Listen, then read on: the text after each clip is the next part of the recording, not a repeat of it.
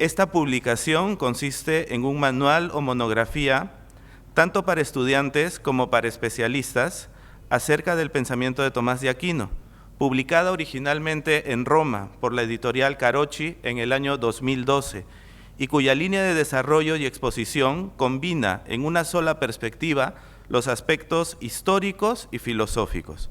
Su autor, el doctor Pasquale Porro, es uno de los más reconocidos estudiosos del pensamiento medieval, contando con importantes publicaciones sobre Tomás de Aquino, Enrique de Gant y Dante, la recepción de Avicena y de Proclo en el medioevo, y sobre los temas del tiempo, la causalidad, la metafísica, la necesidad y la contingencia en esa misma época de la historia. El doctor Porro trabaja en correlación con varias universidades europeas, como la Universidad de Bari, Aldo Moro, la Sapienza de Roma, la Sorbona de París, dirigiendo grupos de investigación.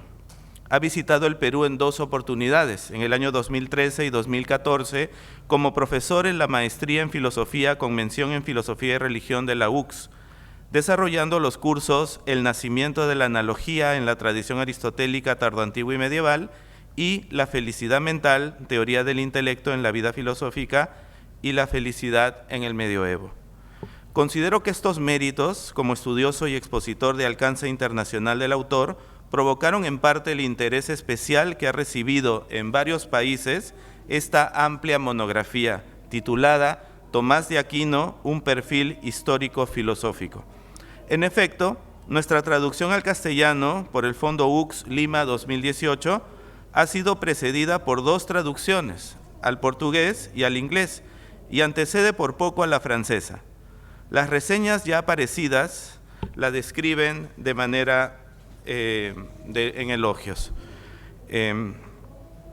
La página web Perú Publica de la Cámara Peruana del Libro ha tenido a bien presentar nuestro trabajo de traducción y edición de esta publicación, llevado a cabo por el equipo de profesionales del Fondo Editorial UCS, como sumamente cuidada y atractiva. Es interesante relatar los vaivenes de este trabajo y mencionar a los agentes involucrados en el mismo y cómo fue enriqueciéndose. El primer traductor de esta publicación fue Julio Picasso Muñoz. Hacia el 2013 recibió del doctor Giambattista Bollis la publicación original en italiano y el entusiasmo en vista de trabajar la traducción. La destreza de Julio como traductor, también entre lenguas odiernas, era indiscutible.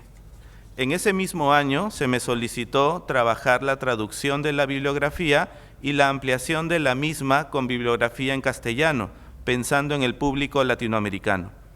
Lamentablemente, el sensible fallecimiento de Julio en enero del 2015 nos legó la misión de continuar y culminar su traducción. Por ello, nos comunicamos con la señora Maritza Picasso de Spittler, aquí presente, sobrina de Julio, quien muy gentilmente nos ayudó a que este trabajo de traducción no se perdiera, recuperando de la computadora de Julio el archivo con la traducción avanzada. Eso fue hacia julio del 2015. Al revisar el archivo comprobamos lo que Julio nos comentaba en nuestras tertulias amicales, a saber que ya había terminado con la traducción del texto y de las notas, habiendo integrado la bibliografía y un apéndice de las obras de Tomás en castellano, y que estaba ya en proceso de revisión, tarea que compartía con el padre Donato, aquí presente.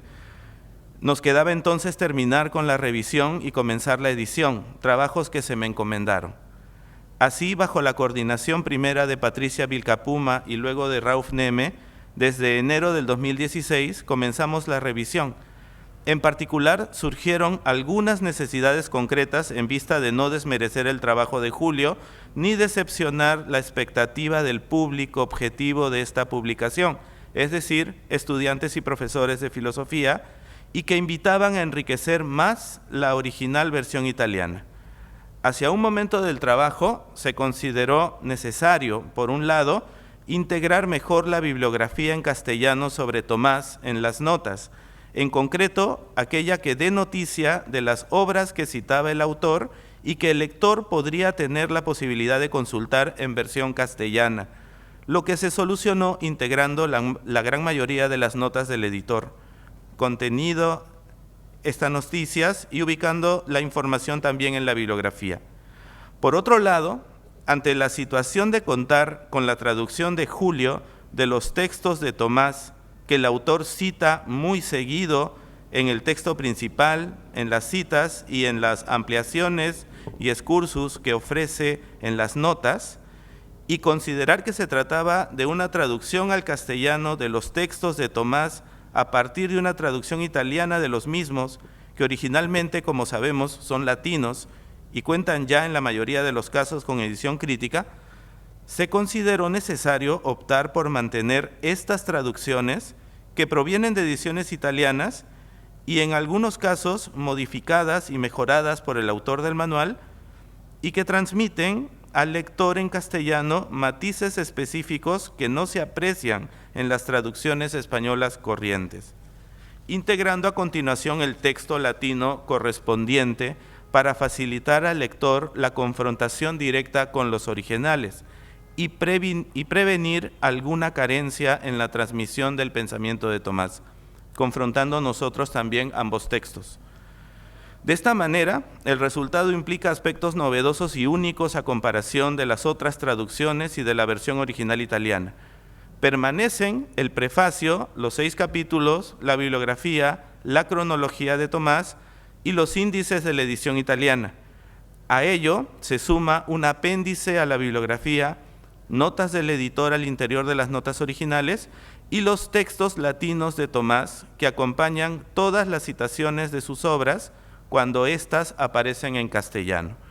Además, debemos informar que el trabajo de traducción al portugués, al inglés y al español otorgó al doctor Porro la oportunidad de recibir algunas propuestas de mejora en relación con ciertas expresiones en su manual.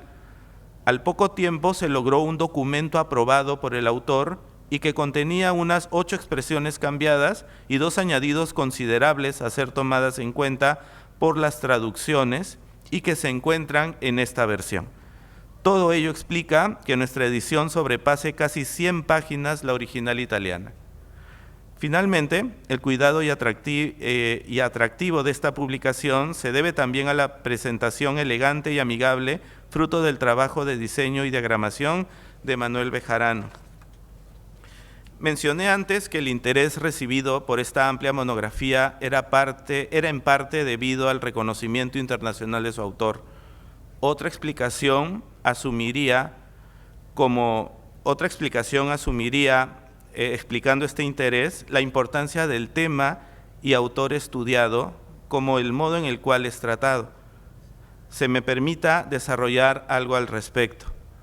Dice el doctor Pasquale en una parte del prefacio: en cambio, para apartarnos de esta tendencia, la de reducir extrínsecamente a sistema lo que no había sido concebido como tal, hemos escogido probar una reconsideración del pensamiento de Tomás en su mismo hacerse, recorriendo en orden cronológico las fases diferentes de su producción y buscando evidenciar tanto los momentos de continuidad como las eliminaciones selectivas, las eventuales reconsideraciones y las soluciones problemáticas. En efecto, esta publicación enriquece la manualística mundial respecto de Tomás y su pensamiento, al combinar en una sola perspectiva los aspectos históricos y filosóficos, logrando exponer el pensamiento de Tomás en su devenir, siguiendo las etapas de su vida, cosa que contrasta con la tendencia historiográfica de mantener una presentación estática, rígida y sistemática del pensamiento de Tomás. Resulta así un Tomás que no deja de confrontarse críticamente con los filósofos en toda su vida. La razón de este proceder era doble. Primero, la consideración no dogmática del conocimiento humano en cuanto entendido como deseo y reconociendo sus límites. Segundo, el de afinar el instrumento que luego servirá para inteligir las verdades de fe. Se diferencia de los famosos manuales de Weishaupt y de Torrell. En efecto, el primero se concentra en una reconstrucción detallada de la vida y del contexto histórico de Tomás. El segundo privilegia el contenido de la Summa Theologiae considerándola el acmé de toda la obra especulativa del Acuinate. Nuestro manual, en cambio, atiende a los momentos en que Tomás dinamiza, madura, reconsidera y reflexiona cuestiones filosóficas, ampliando algunos temas ya tratados o generando dilaciones y dudas, también descartando, para lo cual se atiende con detenimiento a un arco y número de obras más extensos que anteceden, acompañan y suceden a la Suma Teológica, para lo cual sirven los momentos en los que se intenta justificar la colocación cronológica más exactamente posible de cada obra. A todo esto debemos sumar que nuestro manual actualiza los precedentes estudios acogiendo la bibliografía especializada reciente. Así, la UCS aporta un instrumento muy valioso para la educación superior, reconocido internacionalmente y actualizado, en vista de favorecer en el aula y en la investigación la aplicación de un método que atienda a las culturas y lenguas propias de los autores medievales, tendiendo así a un ideal equilibrio hermenéutico, en el cual, por ejemplo, se comparen y contrasten nuestros intereses y los de Tomás, nuestro mundo y el suyo. Podríamos así actualizar nuestra enseñanza universitaria e investigación, por ejemplo, en nuestros autores peruanos coloniales. Doy el pase a Rosa Elvira. Se me solicitó comentar sobre el uso de las ventajas de este texto para la enseñanza de la filosofía medieval en el Perú. Bueno, comenzaré señalando que soy docente de la Universidad Ruiz de Montoya y tengo a mi cargo el curso de Historia y Filosofía Medieval y el Seminario de Santo Tomás de Aquino. El siguiente semestre tengo a mi cargo el curso de Historia y Filosofía Medieval e incluido en mi sílabus el texto. Es sumamente agradable la lectura, muy directa, sencilla. Además, lo que me agradó fue precisamente que no fuera sistemático, que fuera cronológico, que señalara las obras, va comentando, analizando los principales temas de discusión en cada una de las obras, señalando cambios, pone en contacto a Tomás con otros filósofos, presenta el contexto, ¿no? ¿Cuál es la pregunta de Tomás? ¿Cuál es el problema que quiere resolver? ¿Cuál es la historia? ¿Qué es lo que pasa después? Entonces, es una lectura que me parece que acompaña muy bien los textos de Tomás que se suelen dejar, ¿no?, para la lectura en los cursos de historia, ¿no? Entonces, lo que he hecho es eso, es los textos primarios de Tomás, que además normalmente cuando yo estudiaba era la suma, lo que se leía en Tomás era la suma y todo se refería a la suma, ¿no?, como si fuera el único texto de Tomás, ¿no? Y yo tiendo a sí presentar extractos de diversas obras. Y entonces me parece que acompaña este texto muy bien la obra de Tomás y ayuda al estudiante a entender cuál es el problema, ¿no? Cuál es la solución de Tomás, cuáles son las repercusiones de la solución de Tomás. Y ese creo que es el aporte más importante del texto, ¿no? Yo lo estoy usando algunas partes, el ente, ¿no?, el comentario al ente y la esencia de Tomás, ¿no?, es la analogía que trabaja en las sentencias también, no solo en la suma, ¿no? Por supuesto, las 5 vías de Tomás, que es probablemente el texto más conocido de Tomás, ¿no? La obra de Tomás es inmensa, se calcula que más o menos escribió 1000 páginas al año, ¿no? O sea, tan grande es la obra y lo que más se conoce de él es esa pequeña parte de las 5 vías, ¿no?, que tampoco son toda la prueba de la existencia de Dios, ¿no? Aquí el trabajo que hace, bueno, explica cada una de las vías, pero también explica las objeciones que a lo largo de la historia de la filosofía también se han hecho a las vías, ¿no? Da respuesta, las pone en contexto, ¿no? Otro ejemplo, una parte que me gustó también es el tema de la abstracción, el conocimiento. Esto lo trabaja también en la suma, ¿no?, las últimas cuestiones, ¿no? también los comentarios, las citas, los gráficos sobre cómo se da el proceso del conocimiento, ¿no? Explica cada uno de, digamos, la terminología que se utiliza, ¿no? Que es intelecto agente, posible, la especie, ¿no? Cual nuevamente explica el contexto de toda esta terminología.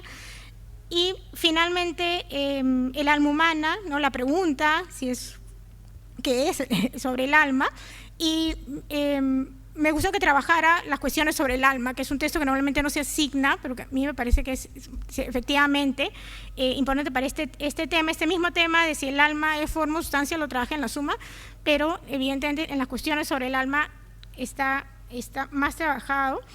Y bueno, si es, ¿no? Es forma del cuerpo, ¿no? El reto que tiene Tomás al aceptar la visión de tradición aristotélica del alma como forma y al mismo tiempo cómo explicar la inmortalidad del alma, ¿no? O sea, lo trabaja el tema, ¿no? Lo explica muy bien, ¿no? Entonces, creo que es la primera vez que obviamente lo voy a usar ahora en clase, pero pienso que va a ser una gran ayuda para el estudiante, ¿no? O sea, creo que da una buena entrada, y en general pienso cualquier persona interesada en la filosofía de Tomás puede acceder al libro. Tiene un lenguaje, creo yo, que permite introducirse en los problemas, en los temas, ¿no? En la filosofía de Tomás de Aquino. Entonces, muchísimas gracias por esta traducción. Muy buena, muy detallada. Conocí a Julio Picasso cuando era estudiante de pregrado, fue mi profesor de griego, me acuerdo mucho de él. Entonces, ha sido un gran agrado tener esta edición. Muchas gracias al CEDE Sapiencia, San Carlos, por esta oportunidad.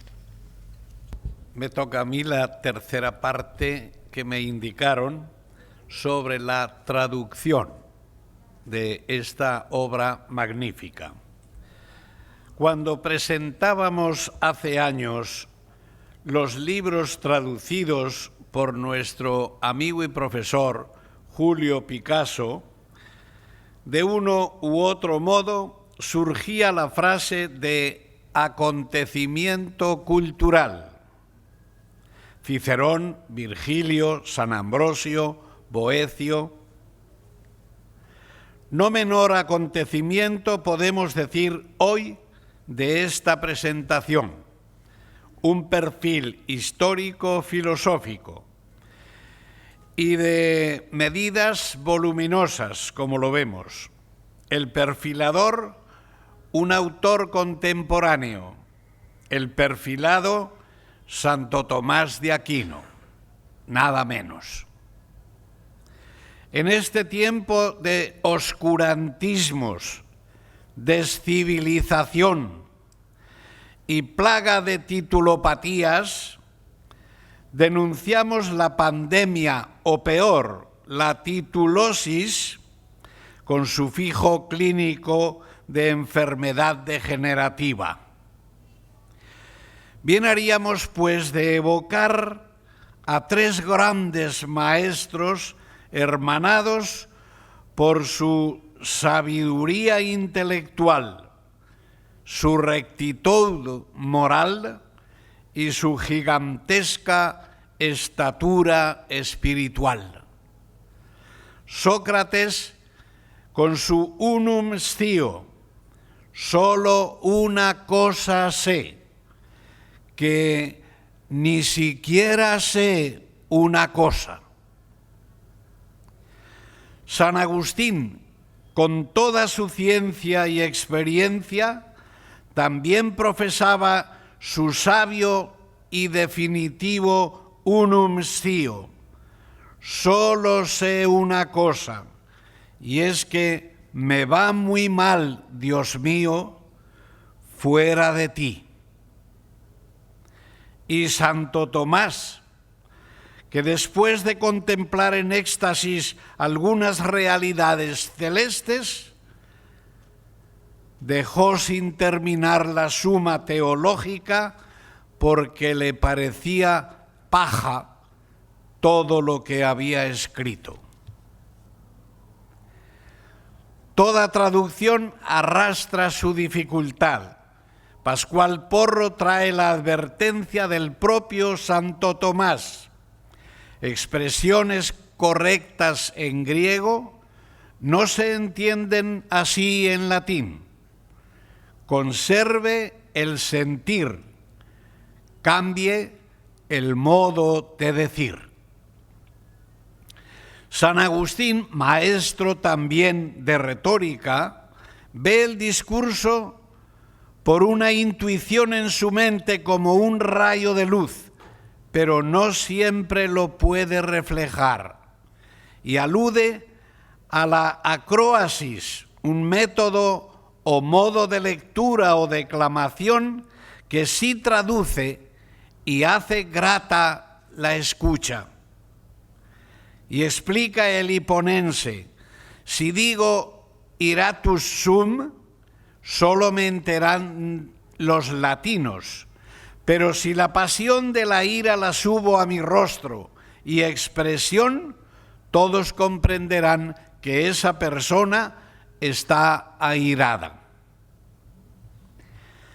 Los problemas de traducción son de siempre, más allá del conocido refrán. El nieto de Ben Sirá, por ejemplo, conoció el libro de su abuelo en Egipto y lo tradujo al griego para los judíos de la diáspora. Es el Eclesiástico de la Vulgata. El traductor pide comprensión porque no siempre logró acertar con algunas expresiones. Y Fray Luis de León advierte: es la lengua hebrea de pocas palabras y llenas de diversidad de razones. Y por ser el estilo y juicio de cosas en aquel tiempo tan diferente de lo que se platica ahora. Las palabras, es sabido, tienen su denotación y connotación. Imprescindible conocer el texto original. En buena parte, su significado preciso nos lo dará el contexto en que se pronuncian. En una novela de kiosco, por ejemplo, se intenta traducir el nudo y el desenlace, y a poco que se conozcan las dos lenguas, se logra el objetivo, el consumo. Pero cuando se trata de las reinas de las lenguas, como escribe Cervantes, la griega y la latina, las clásicas, o sea, las que deben seguir enseñándose siempre en clase, o litere humaniores, las que hacen al hombre más humano en su vocación, realización y destino, se corre el riesgo de no traducir fielmente. Aquí importan las ideas, los conceptos, el alcance semántico y la mayor precisión de los términos. Si no, no estaremos diciendo lo que escribió el autor. Luego, conocer a fondo la propia lengua. El verbo calere significa saber, profundizar, en sentido metafórico, calar en el conocimiento de las lenguas. Y valorándolo por encima del sentido utilitario, los latinos lo expresaron así: quod linguas cales, tot homines vales. Cuantas lenguas cales, tantos hombres vales. Por eso, el buen traductor ha de saber muy bien el significante y los significados de la palabra original y encontrar el término adecuado para los lectores de la traducción. Hemos perdido ya demasiadas palabras y expresiones sumamente útiles por intentar traducir todo al español. pero el español casa muy bien con expresiones originalmente latinas y perfectamente legítimas, naturalizadas en castellano. Hemos conocido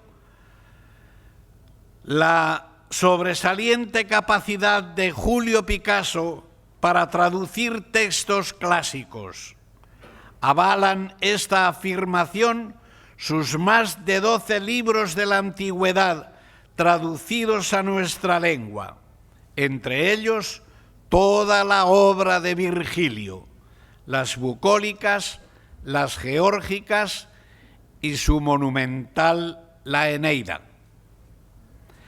En algunos textos de corte filosófico encontramos transcrito el arjé, tal y como suena, limpio, sin referencia a grafía greca o latina, incorporada ya muy apropiadamente al vocabulario, al menos filosófico. Lo mismo ha hecho el profesor Picasso para nuestro libro, al escribir frecuentemente la expresión latina per se, naturalizándola tal y como, sin comillas ni añadidos a la concisión latina, y en 3 páginas seguidas usa como 10 veces la palabra criatura, del latín creare, aunque lo habitual en español sea decir criaturas.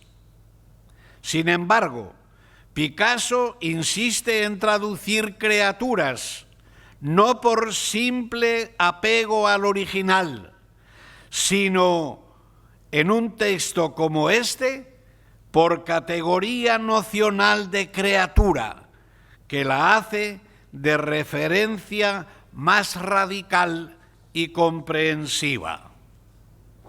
Ante la inundación periodiquera, distingamos bien al periodista responsable del ignorante y venal. El serio y capaz evitará ahogarnos en el diluvio de anglicismos, incluso errados y torpemente abusados con frecuencia. Y, a propósito, valga el texto que escribió San Ignacio de Antioquía a San Policarpo, esto en el siglo II. Elegida una persona idónea para que vaya a Siria y glorifique al Señor. Le llamaremos Teódromos, correo de Dios. Palabra muy original y gráficamente muy expresiva, pues un incompetente de nuestros días la tradujo por correveidile, cuya connotación es de sobra conocida por lo peyorativo y su denotación es de alcahuete o cuentacuentos. El libro de Pascual Porro recorre los planteamientos de la filosofía hechos con todo rigor por Santo Tomás.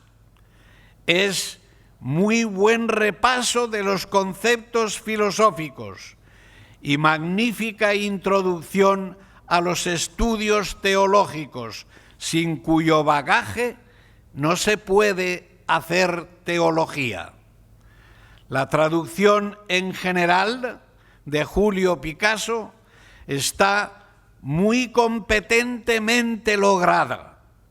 Conserva con muy buen sentido varios latinismos. La secuencia en español discurre con claridad dentro del discurso filosófico.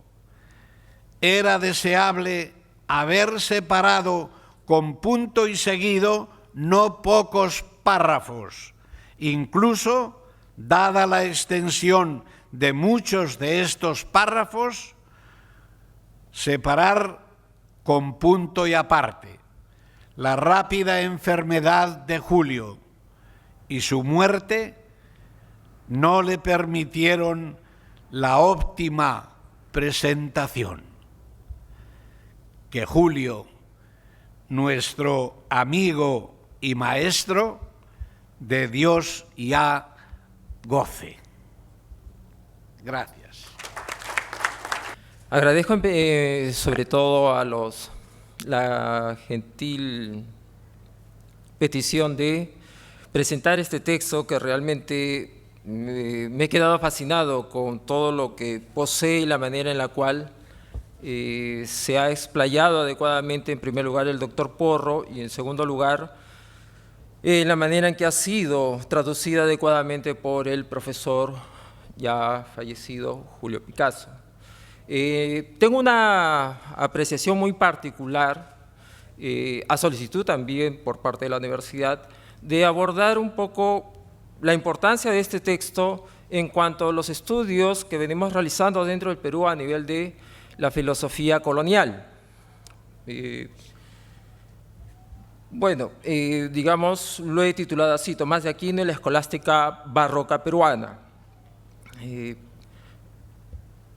Con la llegada de los españoles ocurre la translatio de la filosofía, la cual necesitó de un espacio académico para su desarrollo en las recién conquistadas tierras del Nuevo Mundo, es decir, necesitó del conjunto de instituciones donde ella fuese enseñada, estudiada, pensada y expresada. Así, en el recién creado Virreinato del Perú, allá por 1542, se instituyeron noviciados, conventos, seminarios, la propia universidad hacia 1551, junto con sus colegios.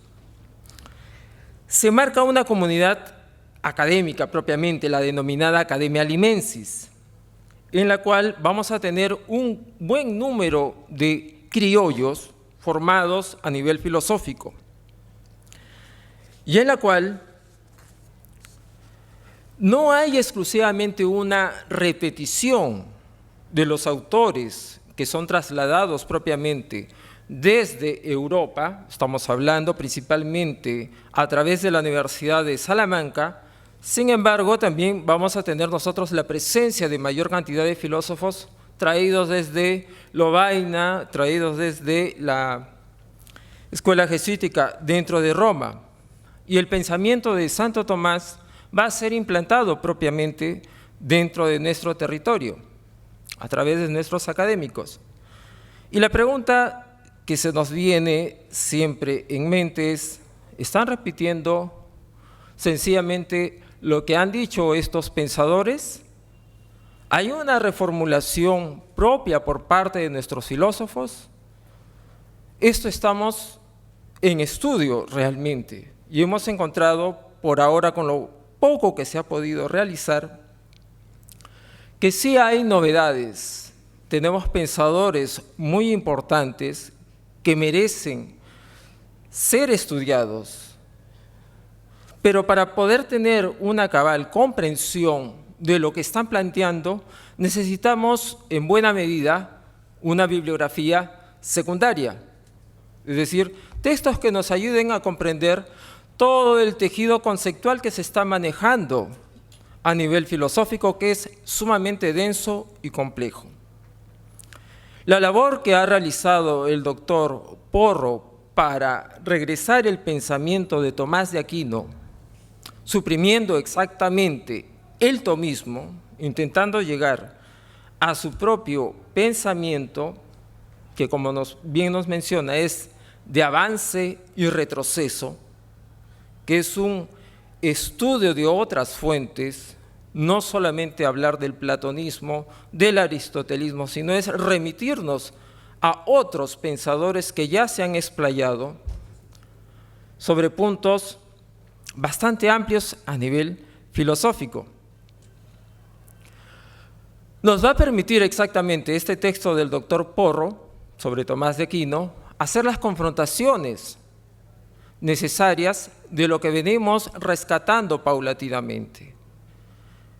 La serie de argumentaciones que nos está brindando este excelente texto nos va a permitir exactamente saber en la dimensión precisa lo desarrollado por nuestros filósofos, de los cuales lamentablemente tenemos todavía un número muy limitado.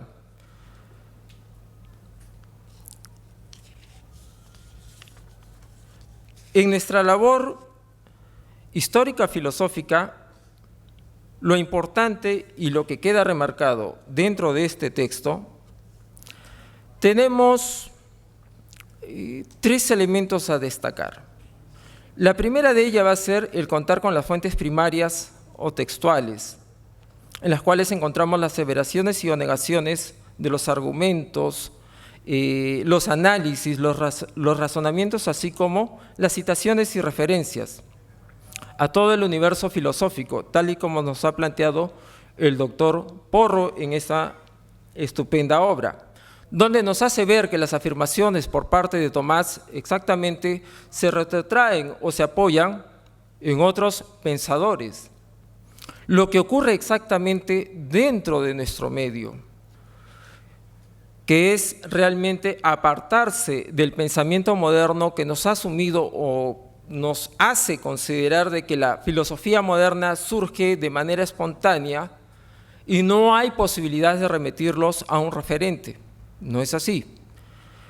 Deja constancia de este sentido de referencias, de este avanzar y retroceder, de ese estudiar otros textos, magníficamente la obra que tenemos a nuestra disposición hoy en día.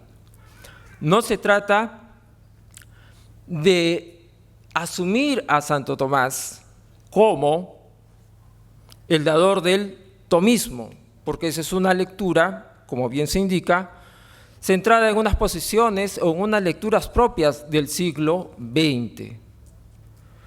Nuestra disposición debe ser mucho más transparente, mucho más límpida.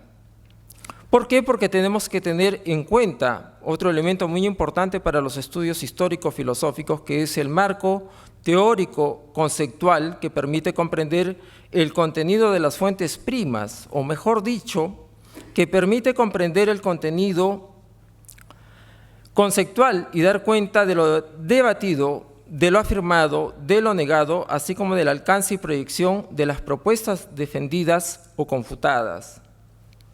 En nuestro caso, los estudios, por ejemplo, sobre Jerónimo de Valera, uno de los primeros trabajos filosóficos publicados dentro de América del Sur, estamos hablando de 1610, recibe una formación por parte de un jesuita defensor del tomismo. Hablamos de Juan Pérez de Menacho. Sin embargo, Jerónimo de Valera va a defender una posición totalmente contraria. Y para nosotros es sumamente importante hacer el contraste de la posición que se ha tenido con respecto al tomismo para determinar si es que la lectura que ofrecen nuestros filósofos corresponde propiamente a una lectura a través de un segundo autor o a una lectura directa de Santo Tomás. Por otra parte, también un dato mucho más importante es la metodología empleada para dar cuenta de la interpretación, reelaboración y el sentido de los conceptos esgrimidos por algún autor en particular o una corriente filosófica, cosa que nos plasma también el doctor Porro en su prefacio, indicando de que se ha elegido dicho método y que nosotros consideramos que sería la manera óptima de continuar con los estudios de recuperación filosófica peruana exactamente bajo las prerrogativas en que se ha formulado este trabajo. El análisis textual que nos brinda de la obra de Tomás es sumamente amplia. Estoy seguro que quienes me han antecedido han mostrado totalmente esta situación de hacer esta graduación desde sus inicios hasta los textos más avanzados, en los cuales se ve exactamente esta actitud de volver a reformular lo que ha plasmado. Lo mismo es lo que tenemos que realizar propiamente dentro de nuestra historia filosófica. Por lo tanto, realmente como se conversó de manera interna con Giancarlo Bellina, realmente el texto de Pascual Porro sirve como herramienta fundamental para poder hacer un estudio mucho más consecuente en la recuperación de nuestra historia filosófica. Estamos hablando básicamente de los siglos XVI al XVIII, que sigue siendo un vacío dentro de todo lo que consideramos equivocadamente solamente el pensamiento filosófico trasladado desde Europa, cuando en realidad lo que debemos considerar es el trabajo filosófico propiamente. No es una historia de las ideas filosóficas, sino es una historia propiamente de la filosofía, como bien lo plasma el autor. Para cerrar, colijo algunos detalles que nos ofrece el autor.